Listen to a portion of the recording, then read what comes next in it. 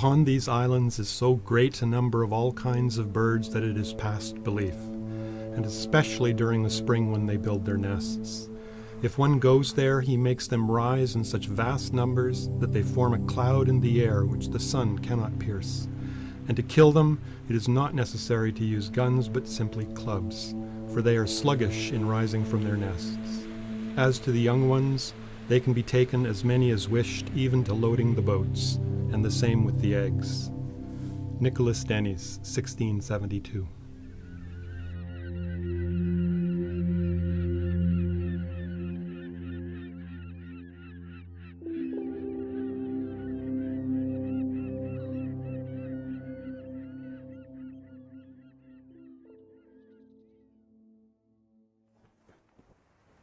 Before we head out, do you have any words of wisdom for us?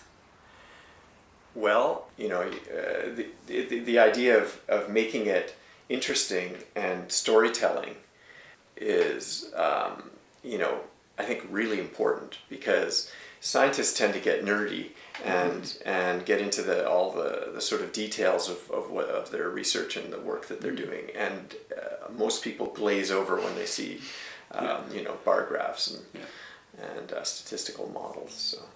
So no pressure though.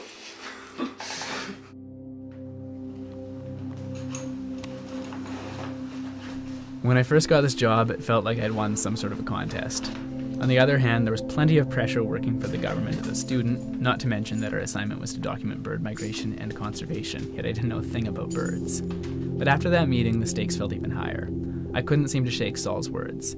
Somehow we had to find a story to tell, but it wouldn't be easy. The characters would be experts. People who've been conducting field studies and battling for conservation for longer than I've been alive, and the setting would be the vast British Columbian landscape. But I'm getting carried away. This is me, my name's Kieran, and the guy behind the camera is Dustin. We've been given the title of Pacific Flyway Ambassadors, and just this past spring, we set off on a 3,500 kilometer road trip along the Pacific Flyway. Before beginning our trip, I can't say I paid much attention to birds. Sure, maybe the occasional gull and a few pigeons, but since then, a lot has changed.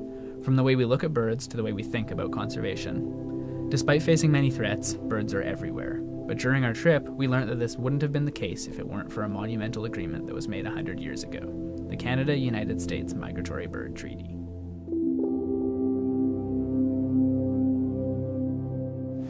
Probably my first comment on the Migratory Bird Treaty Act is it was created by a bunch of people that are all dead. So to understand the Treaty Act, one has to go back to what were these people trying to do at the time, and what were the problems and challenges that they were facing, that they were looking to solve with the treaty.